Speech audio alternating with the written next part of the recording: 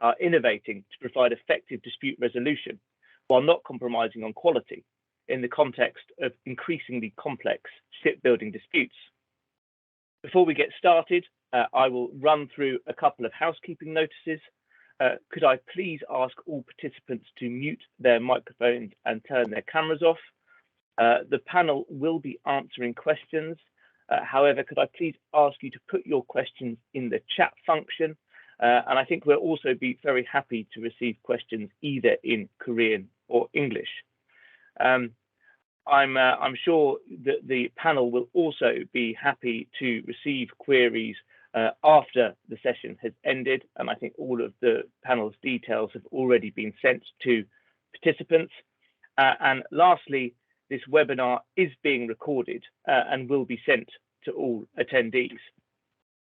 May I also take this opportunity to thank the Department for International Trade teams both in Seoul and London, today's presenters, especially Hill Dickinson, whose idea this event was, and lastly, my special thanks to the Korean Shipbuilders Association for supporting this meeting today.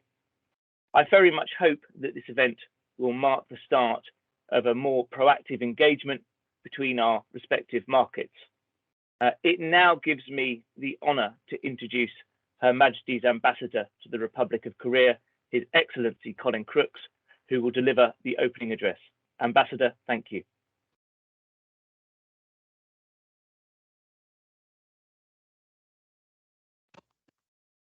Thank you very much. I will, for that introduction, I'll deliver a few remarks in Korean, if I may.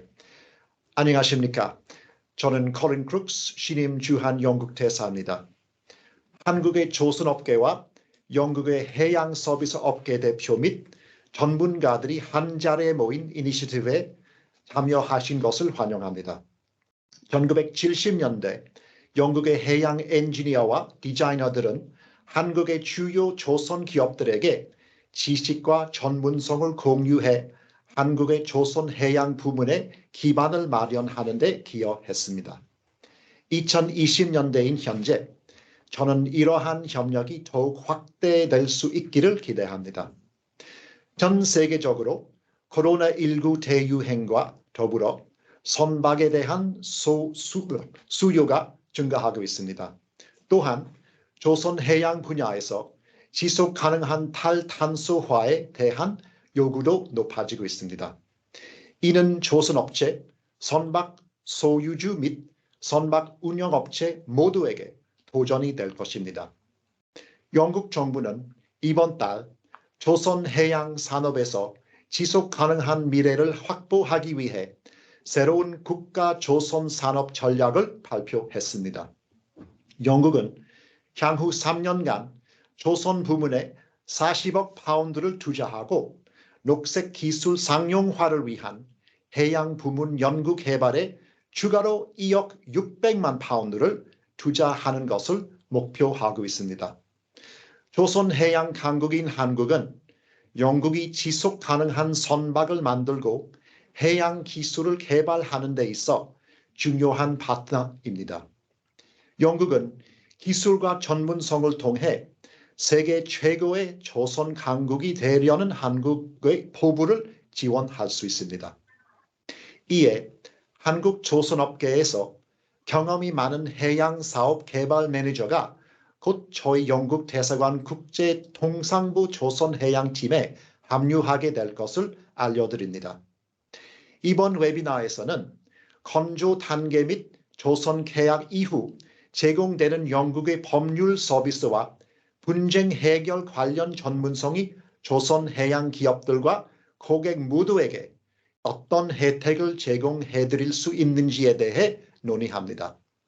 마지막으로 이 행사가 영국의 해양 분야와 한국의 조선 분야 간의 관계가 더욱 돈독해지는 첫걸음이 되기를 바랍니다. 감사합니다. Thank you, and I will hand back to Jos. Ambassador, thank you so much for those remarks and taking the time out of what I'm sure is an exceptionally busy schedule to address us all this morning, or this afternoon, as it will be in Seoul. I will now like to pass over to Ben Goss, who has been recently elected a full member of the LMAA, who will be moderating today's session. Ben, thanks very much, and I'll now pass over to you.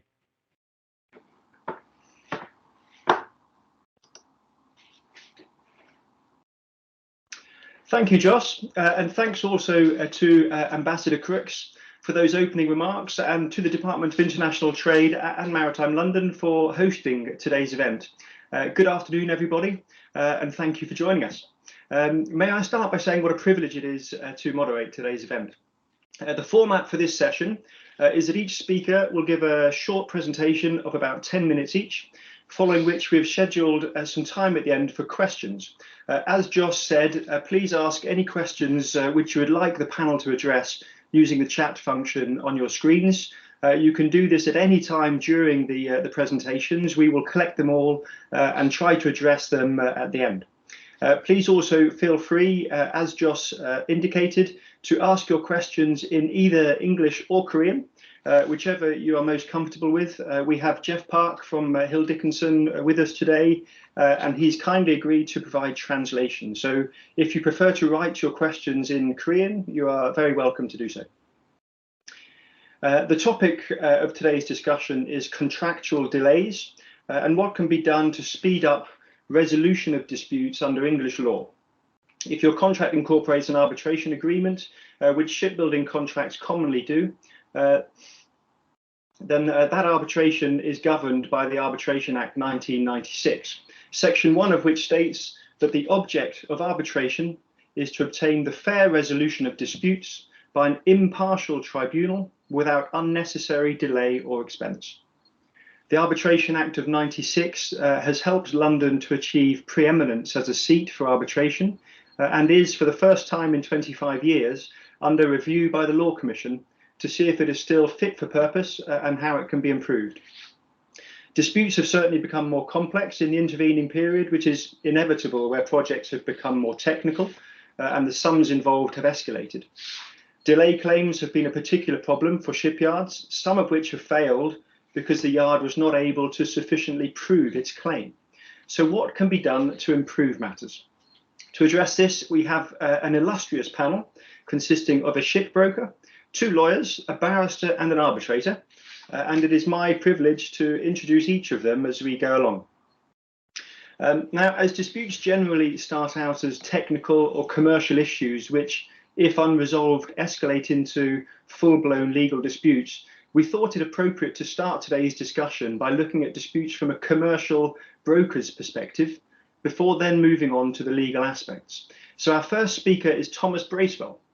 Thomas is a naval architect and shipbroker, and part of the new building team at Arrow Shipbrokers, where, amongst other things, he leads Arrow's work on maritime decarbonisation.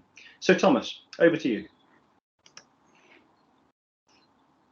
Thank you very much, Ben, and thank you for the opportunity to speak here today to you and to the DIT. And yeah, so as Ben says, I'm a new building broker. I work for one of the largest independently owned broking shops, Arrow. We have 16 offices around the world, including offices in the big 3 Asian shipbuilding centres of Japan, Korea, and China. We're about 30 S&P brokers who are all engaged in new building, but of that team, there are 8 of us essentially who are focused very directly on the new building business and speaking to the shipbuilders as well as clients. And so you'll be pleased to know, actually, my experience of claims relating to delay has all been with shipbuilders in China and never in Korea. But I do hope that some of these thoughts that I'm going to share are useful today. I want to first of all highlight the value of a professional new building broker in disputes at an early stage between the buyer and the builder, no matter what that dispute may be. Certainly at the outset of a problem and in the early stages. If I look across the field of serious shipbroking businesses in London, I see many very qualified new building desks. they are not typically they are not fix and forget type characters on these new building desks. They are there to work through the through the construction process with the buyer and the builder, and brokers are increasingly providing consultancy and advisory services, and we're normally investing significant time in advance of constructing ships. It's not just a case of fixing the way we do a charter, and so we are significantly more involved than maybe is often perceived from the outside, from both the building and the buying side. So we're very motivated for our contracts to be successful because we've invested so much. We want our ship owning clients and our shipbuilder clients to be successful, and want both parties to feel support by us through all stages of the project. We do not have a new building post-fixture department, but instead it is down to us, mainly eight new building brokers, to see business through to its conclusion. And because we are so invested, we believe this is the right way to act. Certainly, I would almost see myself as a project manager beyond the contract signing stage, or beyond the LOI signing stage.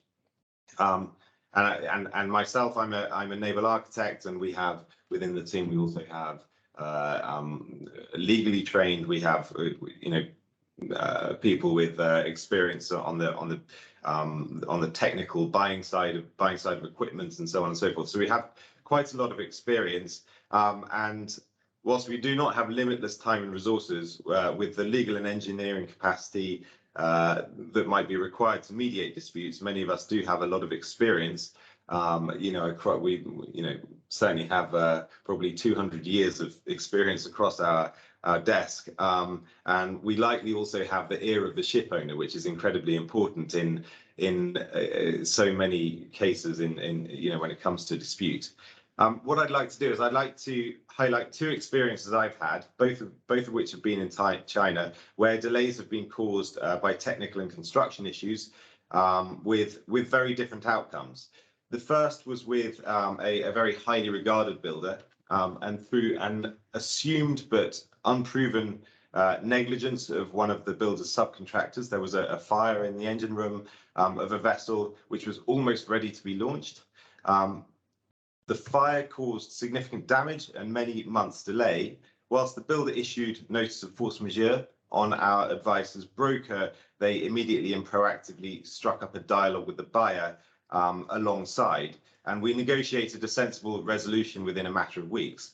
Whilst there was a cost to the builder in doing this, a financial cost, I believe it was a much smaller price to pay compared with if they had maintained their force majeure claim and followed that route, certainly from both a financial perspective and reputational perspective. And in the end, I believe everyone was very satisfied with the outcome. The other experience I've had, and I'd like to share, was very different. I was involved in contracting a long series of bulkers at a lesser known yard in China, and the case became very well known actually, but the first two in the series passed sea trial and went into service, and in service the owner became aware of a couple of design deficiencies. The owner had a third-party report made, which perhaps made more of the technical issues than made them sound more severe than they really were, but nevertheless the issues were real and they needed fixing, but fixing them was eminently achievable for the rest of the series of vessels without significant delay, with cost to the builder, but not huge. So we tried to encourage the builder to update the vessels, even if contractually they did not feel obliged. And as broker, we were very aware of how the owner involved in this project might act, particularly as the shipping market at the time was in a weak or weakening relative to when the vessels had been contracted. But unfortunately, the shipbuilder was not willing to be held accountable, and would not absorb the cost, which we felt at the time was probably going to be about 2% of the contract value, so relatively insignificant. Initially, the builder just denied the problems and then blamed the ship design house, which may have been a fair way of apportioning blame, but wasn't necessarily a commercially sensible thing to do at the time. So what happened is the vessels were delayed. as this dispute rolled on, having a knock-on effect on subsequent ships in the series. And ultimately, the case ended in the English Commercial Court, becoming a well-known examination of the applicability of the prevention principle. And in the meantime, the shipbuilder had collapsed, largely as a result of this case, or as a result of the problems and this dispute as a whole. It's probably a good example of where, if the builder had been willing to listen to the broker in the first instance, probably a little bit more, and for someone to stand up at the shipbuilder and say, okay, I'm to blame, you know, this has gone wrong, but let's find a resolution and move on, and come to the table as we'd encouraged, then the buyer at the time would probably have had no choice but to also come to the table, and we'd have had a much better chance of finding a resolution, whether it was a discount or whether it was changing the propeller and various other things at the time. But I feel that the builder would have ended up in a much better place. So I think, you know, I give these two examples just to give a feel as to how maybe we can get involved at an early stage and where it could be successful and so on. I do not suggest we are a replacement for sound legal advice or professional dispute resolution at all, but I just urge builders to listen to the broker in the first instance, and neither that or don't either forget us as someone to come to through the legal discussion, because we might have points to add, and often I find that once something has gone to a legal discussion, we are completely cut out of the discussion. You know, there may be conflicts of interest which lead to that, but sometimes I feel like we still have quite a lot to add and don't have the opportunity. And I think, you know, I think actually this conversation is a very topical issue at the moment as broker, as we're discussing today, seeing the largest ever container order book and various technical bottlenecks in the construction capacity for these vessels. There no doubt will be delays over the next few years, and I fear some owners may be tempted to use these to their benefit in the fullness of time, as the container market inevitably normalizes at some point and earnings decrease. You know, it's almost bound to happen, I think. So this is indeed a very topical issue. But thank you very much for listening to me, and I'll pass back to Ben for your notes. Kamsahamnida.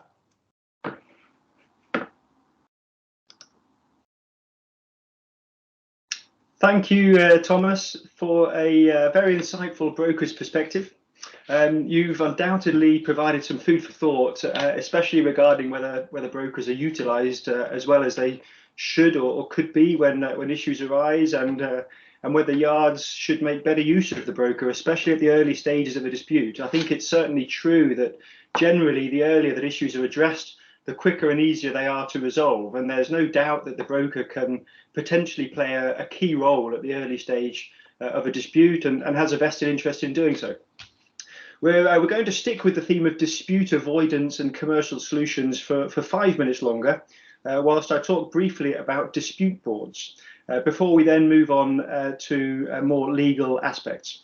A dispute board is a panel usually consisting of 1 to 3 people appointed by the parties to the contract, so builder and buyer, to assist and oversee performance of the project, to provide an independent perspective, and when needed, impartial advice. Whether a dispute board is made up of 1, 2, 3 or more people is up to you. Sometimes parties to a contract mutually agree on one person to act as a dispute board to save on costs. Otherwise, each party appoints one person each, and those two appoint a third, much like what happens when forming an arbitration tribunal. The point is, the parties control who they appoint, and by doing so, they also decide what experience and background they want their dispute board to consist of. So the dispute board is tailored precisely to the needs of the parties and to the project. The key to success with dispute boards is undoubtedly appointing the right person or people to make up the dispute board. Clearly, the dispute board members need to have specialist skills and experience that is relevant to the contract. but you have to decide what skills are most relevant and important. It could be particular technical or engineering knowledge or legal knowledge, for example, or you might require someone who can act essentially as a mediator, who both parties feel they can trust and have a good relationship with. Often it's a combination of all these things, but it's completely up to you to define what criteria should apply to choosing the right dispute board members. And that often depends on the nature and scope of the project and who you are contracting with. The role of the dispute board ultimately is to assist you to keep the project on track by following progress of the construction via reports and attending regular management meetings. So nothing that isn't happening already. A dispute board should not mean an extra layer of reporting. It's more about having an independent, impartial person follow the project, provide a third-party perspective, and help to overcome obstacles when they arise and before they become full-blown disputes. If an issue can't be settled commercially, either party can apply to the dispute board to make either a recommendation or a decision. The dispute board is in a good position to do this because they're seeing the project live as events happen and they're aware of the background. They also have access to the documentation relevant at the time, so that should all save time. You decide what powers to give to the dispute board. They can either make non-binding recommendations or binding decisions. Either way, a dispute board provides your project with a framework for reducing delays and keeping projects moving forward. Outcomes respect and maintain contract provisions and allocation of risk, and it's a merit-based process that maintains integrity and procedural fairness. That said, dispute boards are not intended to be a substitute for recourse to court or to arbitration, and most contracts which provide for a dispute board also specify that final recourse is to arbitration or to the courts. So decisions by a dispute board are interim binding. That is, they're binding unless and until they are subsequently overturned by an arbitration award or court judgment. So much like the decision of an adjudicator. I should emphasize that dispute boards are not intended to replace the need for you to maintain your own effective project management. You remain responsible for performance of your contractual obligations and project management. The dispute board is there to assist, but not to take over. You should think of a dispute board as contributing to good governance. They create an atmosphere of collaboration and transparency between the parties and bring a dispute avoidance attitude to the project. Dispute boards have been adopted all around the world on large-scale construction and infrastructure projects like bridges, roads, tunnels, power stations. The Olympic Games in Rio de Janeiro in 2016 and London in 2012 even employed dispute boards. Multilateral development banks, including the World Bank, often insist on them in projects that they fund because dispute boards are regarded as benefiting complex projects with multiple stakeholders, which is perhaps why they're something for shipyards to consider. Shipbuilding has become increasingly complex with more and more sophisticated technologies being deployed and regulatory demands ever tightening. Statistics provided by the Dispute Resolution Board Foundation, DRBF, suggest that projects that involve a dispute board have fewer disputes and less litigation. In a 2018 study, they captured just under 3,000 completed projects where a dispute board had been used and a total construction value of in excess of $280 billion.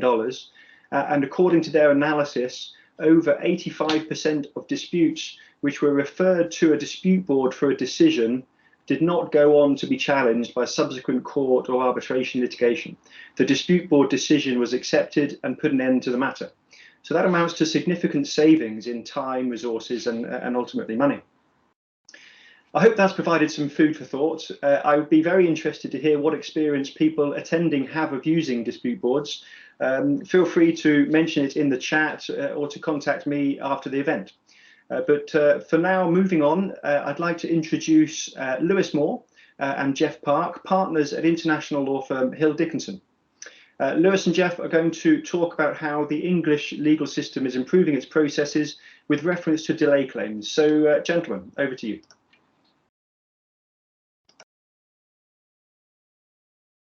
Annyeonghaseyo.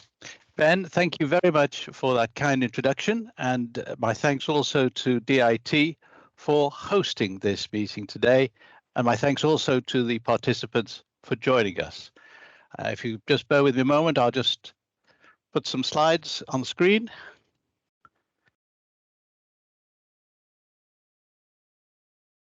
Which have been helpfully translated for me by my colleague, Jeff Park. The problems with delay claims looked at from a lawyer's perception is that they are factually intense and they require a very careful analysis of the critical path of the workflow in relation to exceptionally complex engineering projects. The evidence that can be deployed in relation to delay claims falls into three categories. There is personal knowledge of the people who are involved in the project. There is the written record contained in documents and sometimes in computer programs. And there is the workflow itself, which may be contained in a detailed computer project scheduling platform, such as the Primavera. All of this has to be deployed and used should a matter become contentious. How can these issues be developed and improved in order to assist a yard deal with the delay claim? And I'm looking first at mediation and then secondly at arbitration, as most shipbuilding contracts do contain an arbitration provision. Mediation has proved a great success in assisting parties to resolve their disputes economically, quickly, and saving the relationship between parties as opposed to litigation. And we're now seeing a development with early intervention mediation, under which a skilled mediator is brought in at an early stage, speaking confidentially with the parties, somewhat similarly to the way in which a broker could do, as was discussed earlier, to enable them to try and reach a resolution to their dispute at an early stage before costs are incurred and positions become entrenched. There is another scheme which is now being developed called early neutral evaluation, and the LMAA recently announced its own early neutral evaluation scheme. Under this, an impartial and independent evaluator is appointed to provide the parties with a non-binding assessment of their dispute. This will give them a realistic indication of the merits of their respective claims and help them to inform their negotiations. And if appropriate, the evaluator can put forward figures for settlement or even ranges of figures for settlement purposes to assist the parties achieve a resolution. Again, a step before or can be carried out contemporaneously with arbitration proceedings. As Ben mentioned, the Arbitration Act has been a very important act in relation to London's position in international dispute resolution. And not only does it have a provision about resolving disputes without delay and without unnecessary expense, but it also contains an important principle in Section 1, which preserves party autonomy and says that the parties, the disputes are to be resolved as in the way in which the parties agree, subject only to public interest safeguards. The Arbitration Act is being considered now by the Law Commission, and there are some areas which they may well make some changes. Confidentiality is a complex issue. To what extent should parties be able to refer to a dispute that's been subject to arbitration, or to what extent should they be restrained from doing so? At the moment, this is dealt with under the English common law, but it may be that this will be a change that will be brought into a future statute.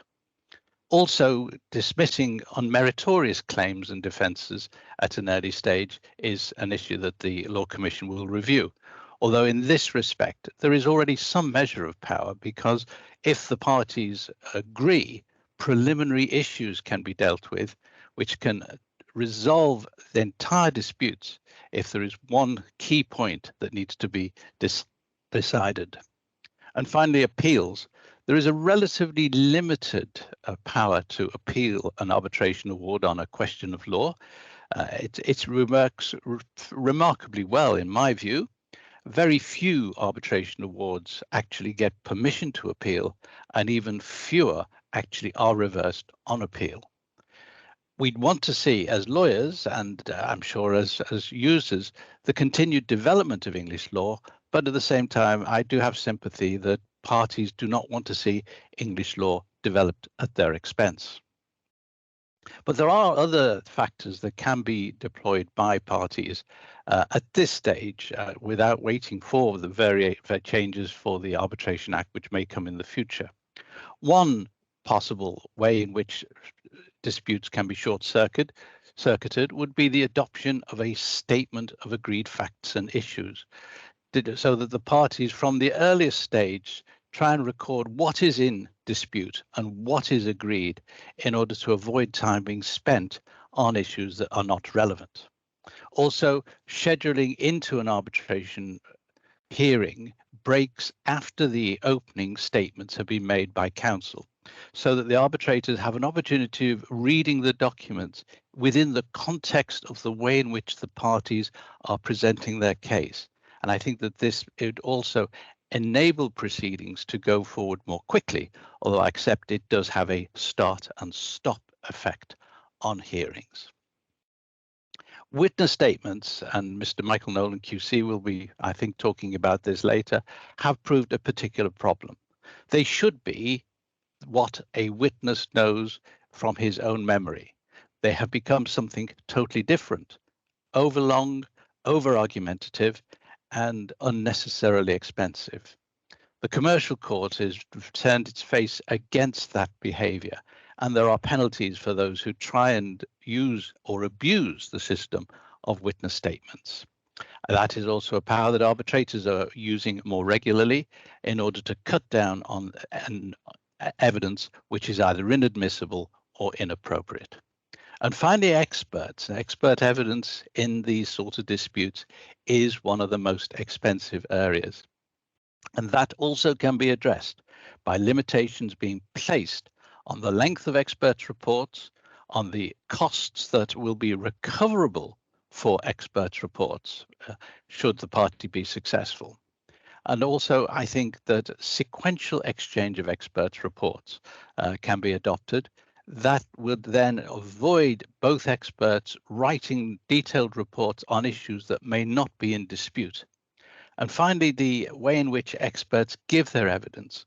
We're also now seeing some hot tubbing, an Australian development coming into the process here, where the two experts give their evidence simultaneously. This does place something of an extra burden on the arbitrators, but as the experts are there to assist the arbitrators find the answer, then I think hot tubbing in the appropriate case with the right experts is an excellent way of proceeding. And finally, if I may, I will mention a recent court decision of the Eternal Bliss. This was a demurrage claim where there was a ship was delayed in discharge because of charterer's instructions, and the dispute was about whether or not the owners who suffered a cargo claim because of the delay could claim those damages in addition to demurrage. And the Court of Appeal has held that where parties have agreed liquidated damages, such as demurrage, for delay, that is the extent of the remedy which is available. And given that shipbuilding contracts do contain liquidated damages clauses, this is obviously a very helpful decision for shipyards. So if I may, I will thank you all for your attention, and I will pass over to my colleague, Jeff Park, who is now going to talk about technology. And if I may, I will leave you in eternal bliss. Gamsa Habnada.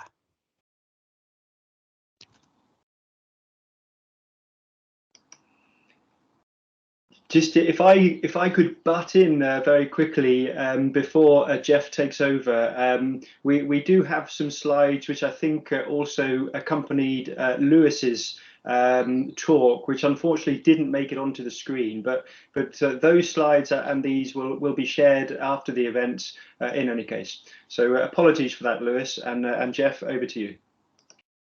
Okay, thank you, Lewis. Thank you, Ben. 안녕하세요. 저는 힐 디킨슨의 박정규입니다. 이번 코너에서 저는 한국에 계신 여러분들이 영국 중재재판을 화상으로 얼마나 효과적으로 진행할 수 있는지 살펴보겠습니다. 코로나가 시작된 2020년에는 영국 소송 방식에 큰 변화가 있었습니다. 평소 보수적인 법조계는 비대면 상황에서 온라인 기술을 적극적으로 받아들였습니다. 영국 법원과 중재재판소는 현재 종이 파일의 의존성을 낮추고 있으며 이는 다음과 같은 이점이 있습니다. 첫째, 종이 파일이 필요가 없어져서 비용과 에너지 절약의 효과가 있습니다. 둘째, 전자서류는 빠르고 쉽게 수정과 공유가 가능합니다. 셋째, 전자서류는 하이퍼링크를 작성해서 상호 참조를 쉽게 할 수 있습니다. 넷째, 이러한 장점은 면대면이 아닌 비디오 링크를 통한 화상 재판이나 화상 증인 신문에 적합합니다.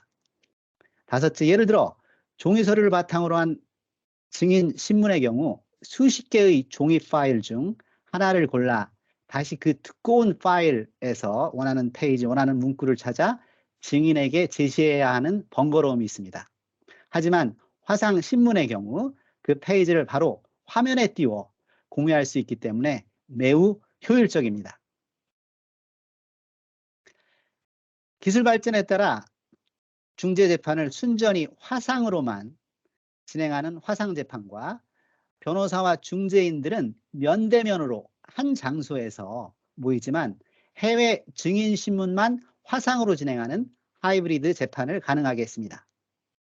당사자들과 재판부가 재판을 순전히 화상으로 진행할지 아니면 하이브리드로 할지 결정하는 것에 달렸습니다.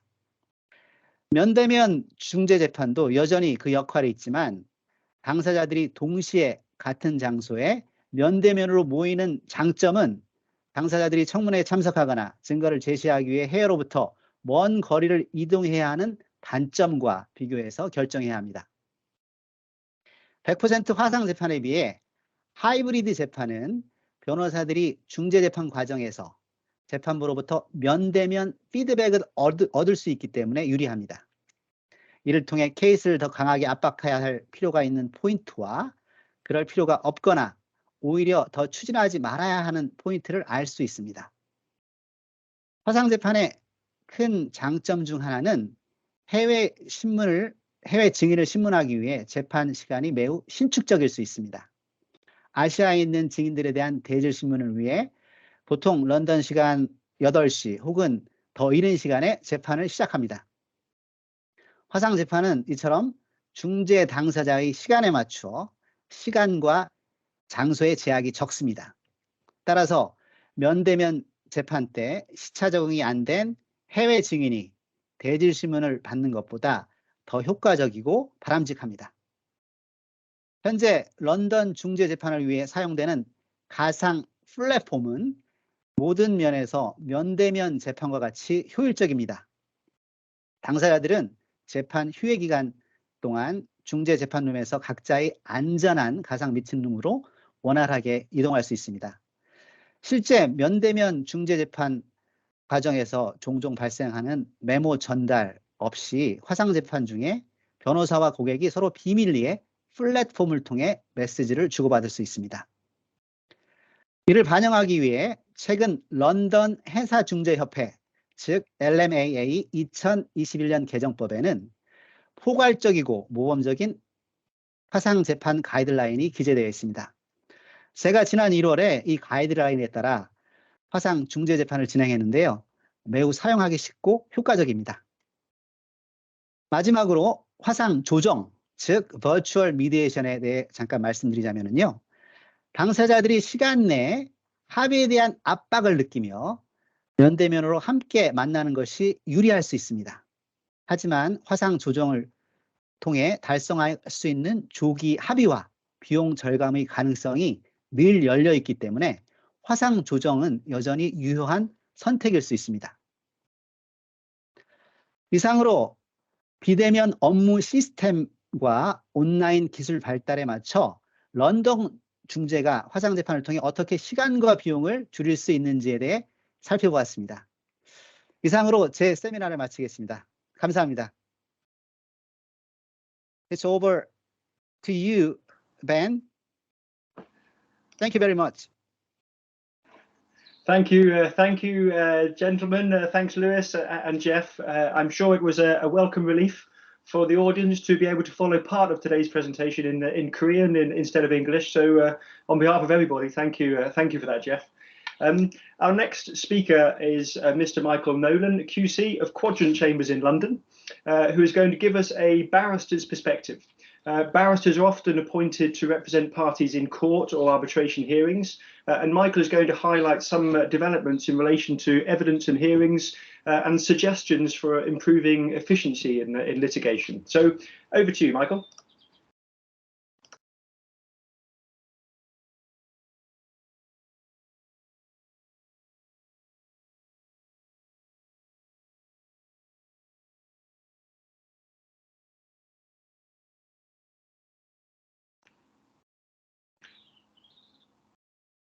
We are not seeing you yet, but I take it you're on your way. Thank you, Ben. I hope you can see me now. Yes, we can. Over to you. Okay. Thank you. I apologize. I'm afraid I'm not going to be able to do this in Korean. But what I propose to do is to use the 10 minutes available to me to focus on 3 ways in which parties and tribunals can and do make the process of resolving delay claims more efficient. The first is by the use of preliminary issues.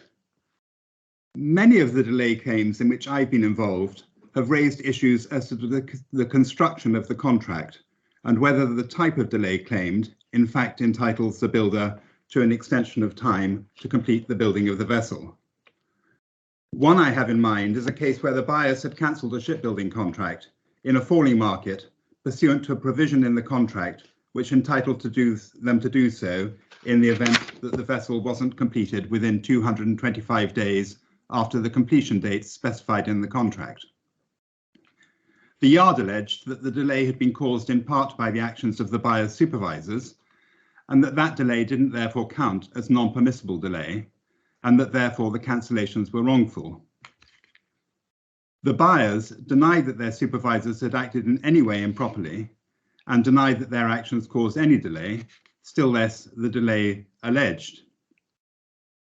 If all the issues had been fought out in full, it would have been necessary to have evidence from the supervisors, from representatives of the yard, and from experts as to how much delay was in fact caused by the supervisors' actions.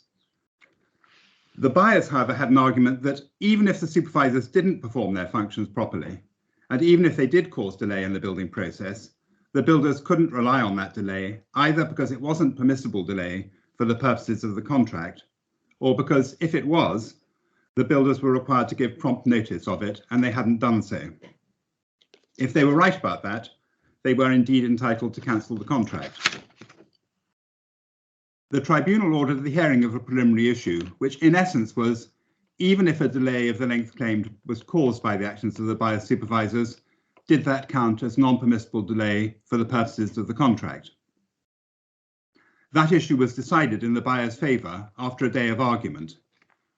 The arbitration, which would otherwise have taken over a year to get ready for a hearing and would have involved about 2 weeks of evidence, was all over within 3 months.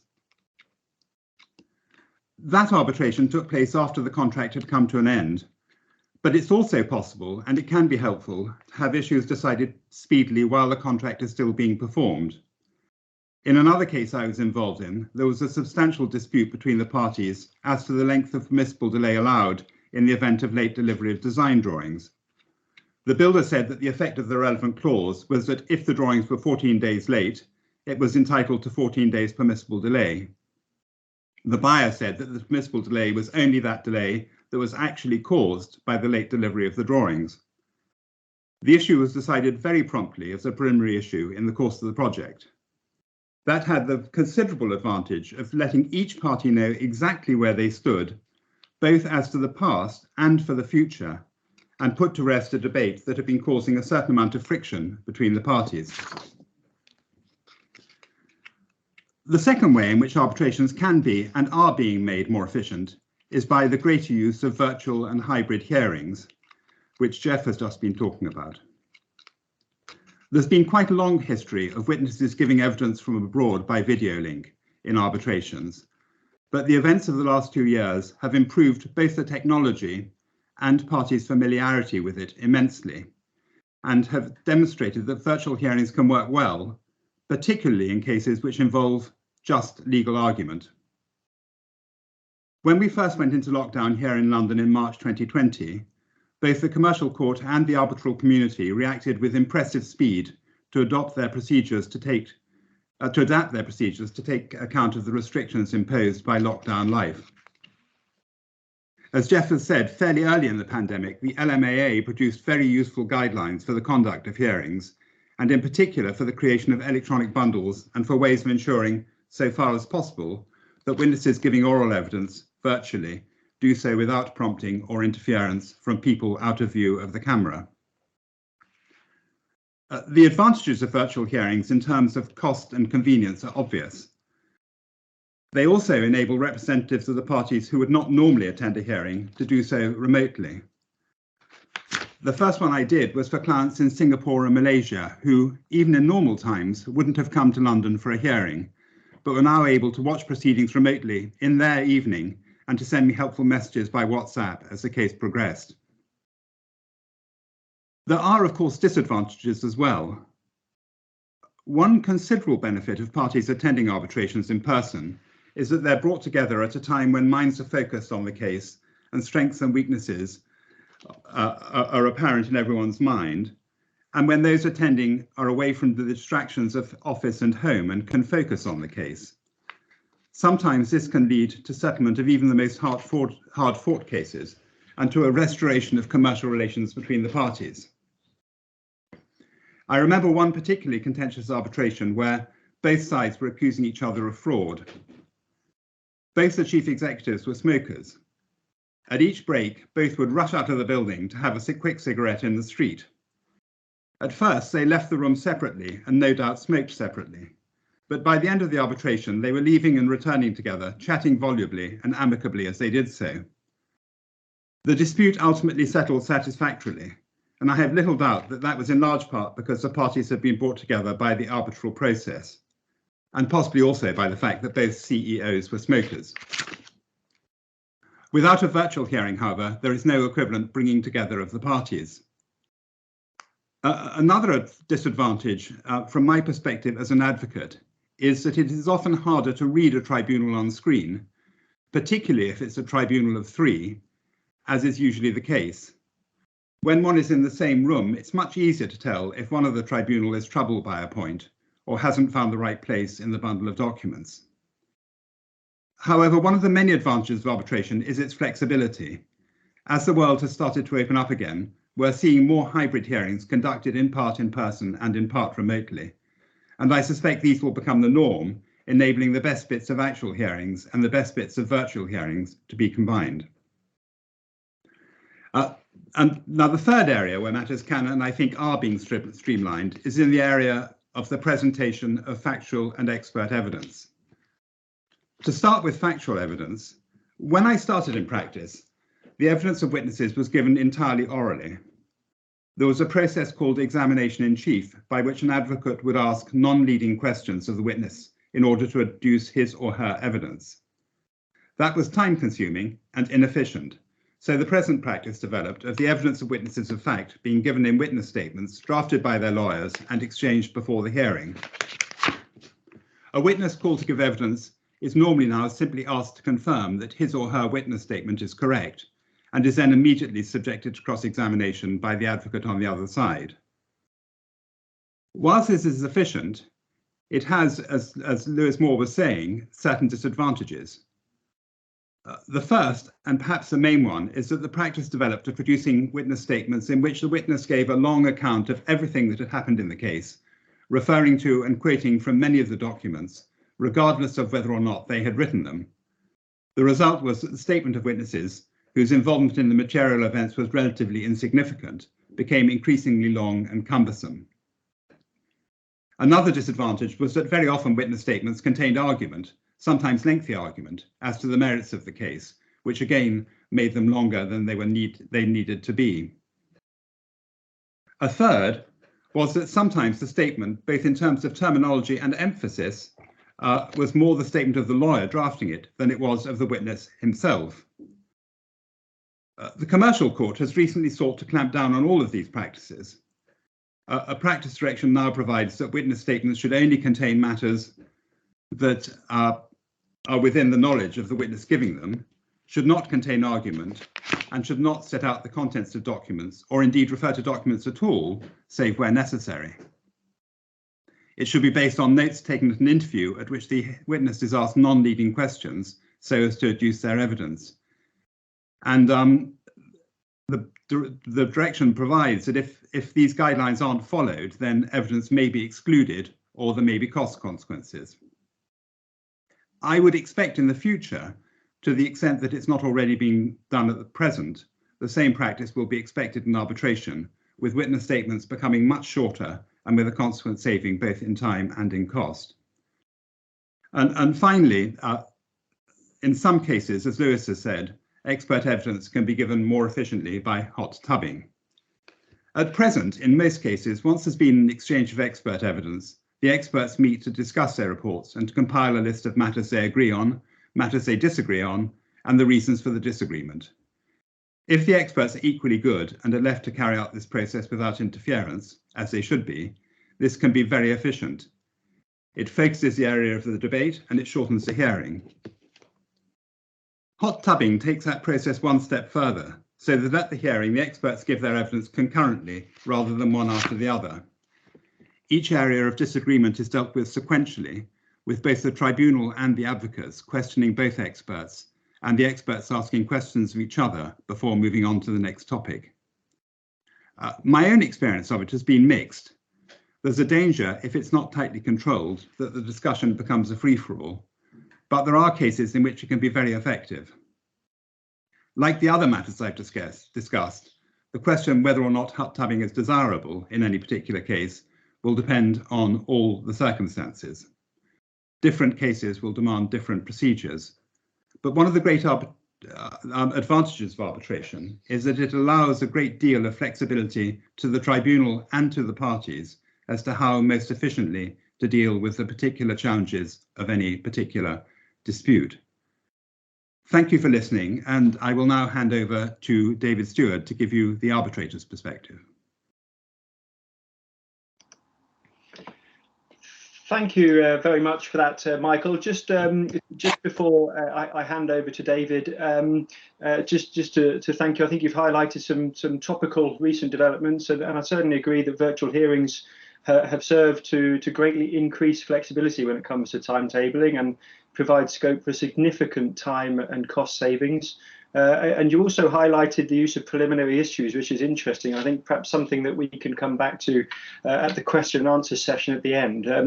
On that note, please feel free to submit any questions using the chat function on your screen. We have a few lined up already, but very happy to hear from the audience and address any questions in the Q&A.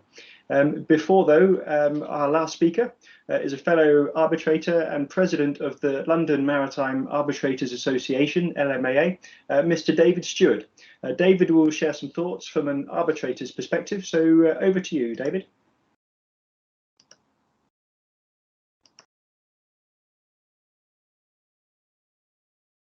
Thank you very much, Ben. A very good afternoon to you all. I'm sorry that I can't be with you there in person. It's far too long since I was last in Seoul, Ulsan or Koji Island, but I'm very happy to be taking part in this webinar today. Now, from the perspective of an arbitrator, I would like to suggest 3 ways to help to reduce the cost of resolving delay claims. 1, choose your arbitrator. 2, control the timing and extent of delay analysis. And 3, choose your method of analysis. So first of all, choosing your arbitrator. In my experience, it is best to have arbitrators who understand the various possible approaches to delay analysis, at least in general terms. There should be no learning curve. Otherwise, you may spend a lot of time in written submissions and at the end of during the hearing, educating your arbitrators. I suggest preferably someone who has handled delay cases as a party representative or as an arbitrator before. If you use people who don't have relevant experience of delay analysis, this can lead to wasted time and cost. Now you have the choice. Subject to conflict of interest and bias, there are no restrictions on who you can appoint in LMAA arbitration unless your arbitration clause says so. They don't even need to be members of the LMAA, but we do have arbitrators with experience of delay disputes. Now, you have no control over your opponent's choice of arbitrator, but you can always discuss this with them at the beginning of the arbitration. You might consider, for example, suggesting that you agree to have a scheduling expert with arbitration experience on the tribunal. At least if you yourselves appoint someone with relevant experience, they will contribute to the decision, and it's less likely that they will agree to an unsuitable third arbitrator. Secondly, timing and extent of evidence. Please don't leave it too late to bring in your expert. You don't want your expert to prepare evidence in a hurry at a late stage of the arbitration.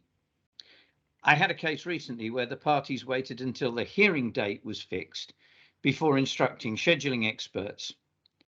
Neither expert was able to carry out a sufficient analysis in the time available. And also, by the time they reported, substantial costs had already been incurred on other aspects of the case. I think it's best for the parties to see where they stand as soon as possible in the arbitration, because this has an impact on the preparation of the case as a whole. For example, when you know the position on delay, other parts of the dispute may become irrelevant. In my experience, it's best to get a preliminary view from an expert rather than try to start by investigating every possible fact at the outset.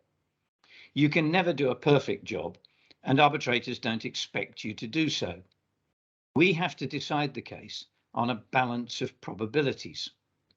When I was in private practice as a lawyer representing shipyards, I always got an expert to go into the yard as soon as I knew about the dispute. That expert spent a few days to take an initial high-level view on the causes of critical delay. And they did this before the lawyers started any preparation of witness evidence and documents. It helps you to see where you should focus your work and to avoid unnecessary cost. As an arbitrator, I like to see scheduling evidence at the stage of initial submissions in arbitration. This should certainly include any project schedule, a level 3 schedule, and if possible, as-built documentation. As-built data include site records, photographs, and so on, and they're very important because they show the facts. As arbitrators, we need to know what happened, when it happened, and why it happened. And the as-built data will help the experts to try to agree these facts. If, as Lewis suggested, there can be agreement on the facts, at least to some extent, then the delay analysis will be easier. So the sooner the parties share their evidence, the sooner they can prepare their cases. Also, help the arbitrators to give directions for the procedure in relation to the delay claim. They might, for example, require the scheduling experts to have discussions at an early stage and report back to the arbitrators.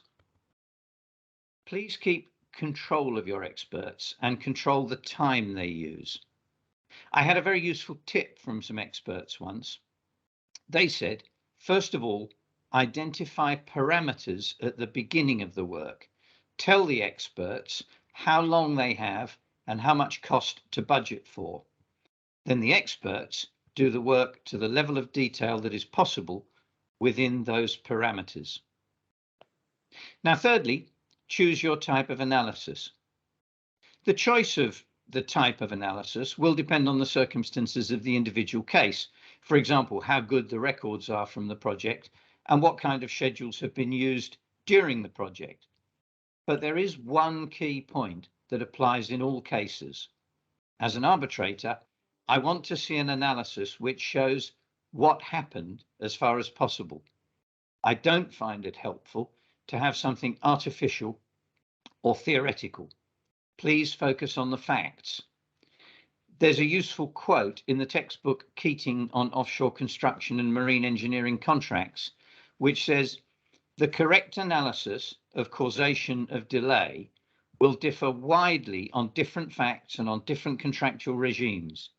It is submitted that the cases demonstrate that the focus will always be on identifying the events which, as a matter of practical reality on the project, were causing delay to the progress of the works overall." A few years ago, I handled a case involving the topsides for an FPSO. One expert produced a clever conceptual analysis of delay using a very sophisticated computer program. The problem was that it was too theoretical. It didn't show what actually happened during the project. It's interesting also to read the judgment of Mr. Justice Hamblin in the Adyard case. That's an example of a case where a party argued for an unrealistic conceptual approach to causation, and the judge rejected it. We don't want to see hypothetical answers about potential delay. We want to know the actual effect of causes of delay. So you might, for example, use a windows method. That's only one possibility, and I recognize that it has limitations, but please bear in mind that nothing is perfect. There's always a balance between, on the one hand, the thoroughness of the analysis, and on the other hand, the cost and time. But the windows method can be useful because you look at the delay in periods which correspond to the progress reports during the project, for example, monthly reports. You look to see what happened in each window and what was affecting the critical path. If you get more information later, you can go back and adjust the analysis in a window. Brief word on techniques to help in resolving disputes. You might consider having a dispute board on your project, and Ben has described how this works. When a dispute first arises, you might want to consider mediation, early neutral evaluation, or ENE, as described by Lewis.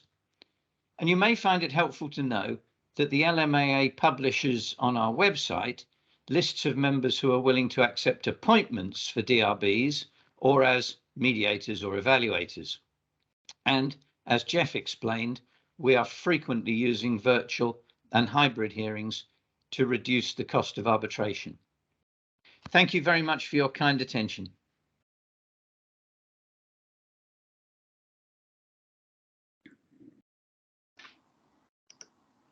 Thank you, David. Certainly some very valid points to highlight. Just picking up on your point about party autonomy and picking the right arbitrator, I mean, that's clearly very important. There was an interesting study done a few years back by the Queen Mary University in London, highlighting the benefits of an arbitration tribunal having a sort of diverse range of backgrounds rather than 2 or 3 arbitrators all with similar backgrounds, legal backgrounds, for example. So cognitive diversity, they referred to it as, and quite an interesting study. I think it was some years ago now, possibly around 2018, but delves a bit deeper into that whole issue. So that concludes the presentation stage of today's session. Thanks very much to all of the speakers. I hope the audience has found them useful. Many topics have been touched on, all of which help to speed up resolution of disputes or to avoid them altogether. We've talked about better use of the broker in the first place before the dispute escalates fully into a full-blown legal dispute. We've introduced the idea of dispute boards, which generally are not really utilised in shipping in any context yet, but they're certainly another form of dispute avoidance and resolution that is gaining traction in other industries and could be well suited to certain shipbuilding contracts. Jeff and Lewis have talked about technology and the use of early neutral evaluation, mediation, and various other things. And we've touched on different aspects of the actual litigation process that have been developed to speed up the process. I think through a current sort of common theme through all of these things does also bring back to the concept of party autonomy and the fact that the parties actually under English law and under the Arbitration Act have a lot of control over how their dispute is resolved. And that is certainly a feature of arbitration versus litigation through the courts. And perhaps to kick off the Q&A session, I'll throw it out to the panel, and maybe we should all put our cameras on here so the panel is all on screen. How is the concept of party autonomy actually being used to its full extent, and can parties do more to control it themselves? Is it such that there is one way of running an arbitration, and parties are not pushing the agenda enough in terms of preliminary issues or declaratory awards? So let me throw that one over to the panel and see who would like to pick that up first. Any volunteers? David's got his hand up, so please go ahead, David. Yes, thank you, Ben. I'd like to pick up on a very important point that Michael made about preliminary issues, and which you just mentioned also. And I do encourage parties to think about asserting the importance of preliminary issues. I've just completed an award on a shipbuilding case very recently, where we were heading towards the delivery date. There were issues over permissible delay, and it was unclear how the final instalment payment would be calculated, how the contract price would be adjusted for the purpose of delivery, and one party said that it would be convenient to decide this as a preliminary issue. The other party resisted, but we, the tribunal, decided that it was very important to make a decision on this. And so we ordered that we would decide the interpretation of the relevant clause as a preliminary issue. And from the time of our appointment to the time of our award was about 7 or 8 weeks. And we were able to give the parties a clear decision on how to operate the relevant clause of the contract to calculate the final instalment payment and to leave the permissible delay claims to be resolved at a later stage. So that's a very good example of exactly what Michael was talking about in terms of the parties coming forward and asserting that there's a useful preliminary issue to be determined. Yeah, thanks, David. I mean, I've had a similar example, or a different example, I guess, that I can give, but in a chartering context, where where the parties wanted to establish basically at the outset of the arbitration whether the owners were entitled to discharge the cargo at a different port. So, interpretation of a charter party clause. And obviously that would determine everything subsequent in the arbitration. So certainly that is being used, but I do agree. Preliminary issues and declaratory awards are something that can that should be used and can certainly speed up the resolution of disputes once they've got as far as arbitration. Another question we have in is regarding the review of the Arbitration Act. What do the panel think is likely to be included in that review? So anyone like to tackle that one? Lewis or Michael, perhaps? Let me start. I know that fairly early on in the life of the Arbitration Act, there was a lot of discussion about whether or not there should be some method of enforcing consolidation of disputes, because it can be quite unsatisfactory to find that there is a third party who really should be involved in the dispute, but because then they've got a different arbitration agreement, a different panel is deciding the issues between in relation to one dispute that actually involves three different parties. And in an absolutely ideal world, a method would be found to ensure this, but it is very, very difficult. The attempts that were made to do so, to make alterations in the past, stalled really because the underlying philosophy of the Arbitration Act is party autonomy and the agreement of the parties. And it is one thing to say that if parties agree to have their disputes resolved by a particular body, and if they agree to the rules of that body which allow for consolidation to apply, that they should then be bound by those rules. But to force a party who has simply agreed to arbitrate its disputes without referring to any particular set of rules, thereafter to become involved in an arbitration to which it hasn't agreed to join is a different matter altogether. And I don't know whether the present review of the Arbitration Act is looking at this again. I hope it does, but I'm at the moment not entirely sanguine that there's going to be a very satisfactory solution to it, apart from parties who want to be able to have their disputes consolidated with other disputes signing up to a set of rules which allows that. But of course, that's only going to be effective if the third party also sets up those set of rules. So it's an intractable problem, but one that it would be nice for a solution to be found to.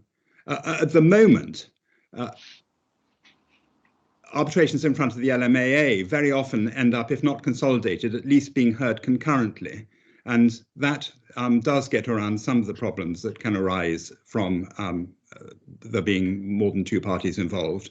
And I found that LMAA arbitrators are very amenable to the idea that the third arbitrator appointed in any two arbitrations will be an arbitrator from the related arbitration, so that one ends up with the same panel deciding concurrent arbitrations, even though the two arbitrations are, strictly speaking, separate ones. Yeah, thanks, Michael. Anyone else want to chip in on the subject of the Arbitration Act and the ongoing review?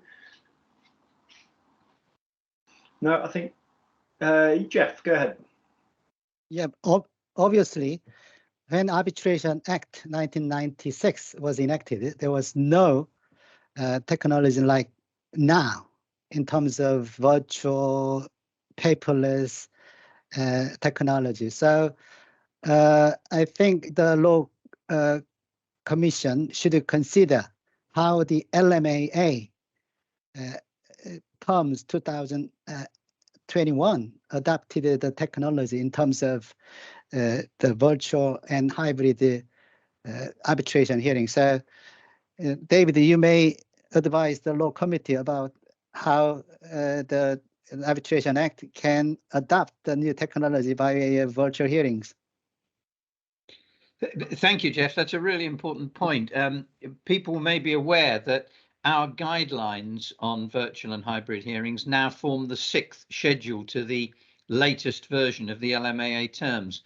And my personal view is that they are very practical and they give very clear guidance. I guess you could say it may not be necessary for that to be incorporated into a statute for all arbitrations, because each institution and organization will probably have its own practices and its own guidelines. But yes, I think the Law Commission will have to consider whether there are any changes that need to be made to reflect the change in technology. It's an interesting point, Jeff. Thank you. Lewis, did you want to chip in? Oh, you're on mute, Lewis. There always has to be one, doesn't there? In addition to the points I mentioned, I think also that the Law Commission is going to look at the powers that the court has to help arbitrators to, in circumstances where the arbitrated panel is not able to give relief and urgent relief is required. I think there's been a recent case concerning the LCIA, where because the LCIA has power to appoint emergency arbitrators, the court couldn't step in and give other relief. Now, I'm not so sure that this is something that, well, maybe shipyards feel they do need urgent relief every time a delay claim comes up, but I'm not sure that's a process that's necessarily going to be of assistance, but it is part of the wider ambit. And I think also the procedure for appointing arbitrators where there is a default is something that could be speeded up. The way it's done at the moment, requiring a notice and then a further notice, and a court application if it's a sole arbitrator, is, to my view, it's unnecessarily protracted, and the LMAA again, I think, should be congratulated in their latest terms, because they've very much streamlined the process of appointing arbitrators where there is a default. And again, that is something that speeds things up, getting the arbitration moving quickly without having to recourse to court applications to appoint arbitrators or serve several notices. I think that's been a great improvement as well, but it's something that the Act could also address. Yeah, interesting. Thank you. Moving on to something else, Lewis, in your presentation talked about statements of agreed facts, statements of agreed issues, which in an arbitration context often come closer to a hearing, which is towards the back end of the arbitration, as opposed to at the front end of the arbitration. So I think it would be interesting to get some views in terms of preparation for an arbitration and collecting documentation, and maybe this is something that Thomas has a comment on from a more commercial broker perspective.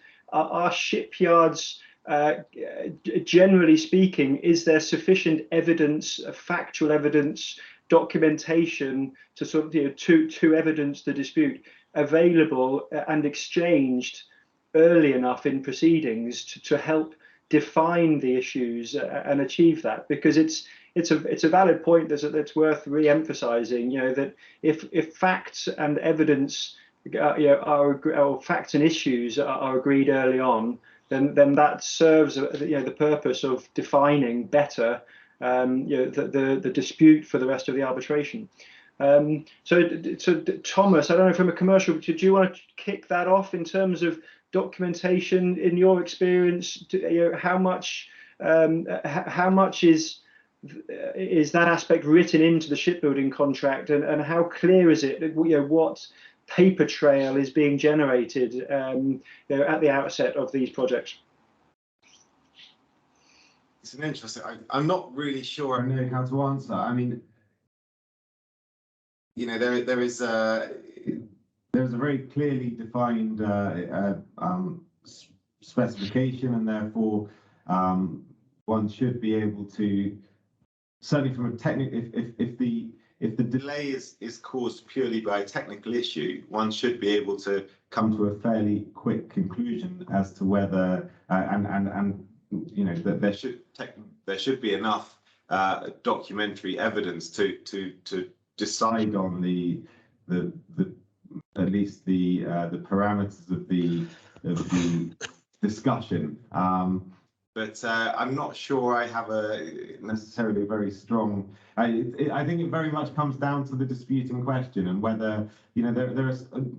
The reality is there are so many motivations behind a dispute, and I mean, as Michael raised with one of the disputes he discussed. I mean, there's often a desire by the ship owner in many cases to encourage the delay and to encourage the default, and through arguing against delays being permissible, and I think it's sometimes quite complex to provide documentary proof really one way or the other. to set out the claim at the outset, because it's almost a moving target depending on the motivation of the two parties. If they're there to really agree to a solution, then it's straightforward. But actually, when one party perhaps doesn't really want to agree, then it becomes much more challenging. And the reality is that is often the case. I'm not sure I can add anything more than that. Yeah, no, I think that's fair. Thank you. Anyone else want to comment further on the time of agreeing statements of facts and issues? David, you raised your hand. Thank you. Yes, thank you, Ben. I think from an arbitrator's perspective, this comes back to the point I was making about getting the experts involved and talking to each other at the earliest possible stage in the arbitration, certainly in relation to delay claims. The LMAA terms require that when parties put in submissions, they should accompany those with supporting documents. But what often happens in practice in complex cases is that there are only a small number of documents disclosed at the beginning, and then you have a large disclosure process at a later stage in relation to the whole of the case. And I think it's really important for arbitrators to find ways to short circuit that. So where there's a major delay and disruption dispute, and we need to focus on identifying the critical path and finding out what the cause of delay is, then my preference would be to get the experts talking to each other early on, to get each of them to come up with a list of the documents that they would like to see, the as-built material that they would like to see to help them form a view, and for the tribunal to require the experts to report back to them frequently on progress in their discussions with a view to agreed statements and narrowing the issues. So I think there's a role to be played by both the party representatives and the arbitrators in ensuring that that happens efficiently. Yeah, thank you, David. Lewis, I think you had your hand up. Yeah, just to follow on from that point that David's making, what happens often with arbitrations is that the experts serve reports and exchange reports. They then have a meeting, and then they will prepare on the basis of that meeting points of agreement and points of dispute, and possibly serve further reply reports dealing with the issues that have come out in points of dispute. Now, that comes a long way down the track in terms of an arbitration. It's post the disclosure stage, it's post the witness statements, all the pleadings are closed. Parties have engaged in a very big spend at that process. And I think what we should be doing, and I think David's point is absolutely spot on, that we should be getting to the point of knowing what the experts' cases are, what they can agree and what they can't agree at the earliest stage in the proceedings, and that's going to enable the parties either to resolve their dispute or short circuit it.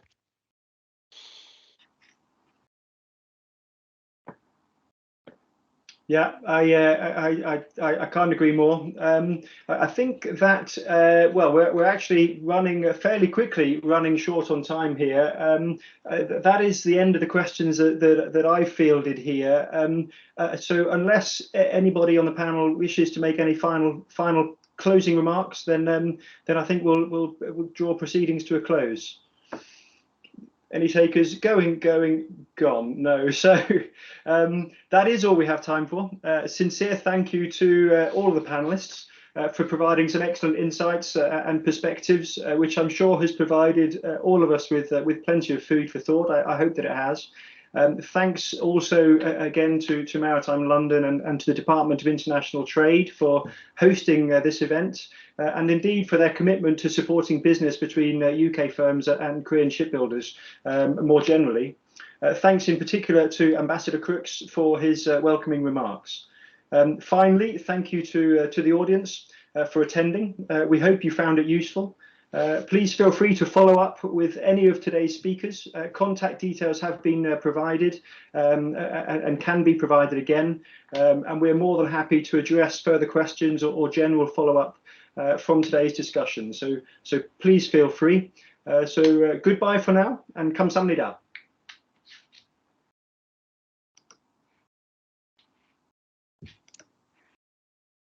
Thank you all. Goodbye.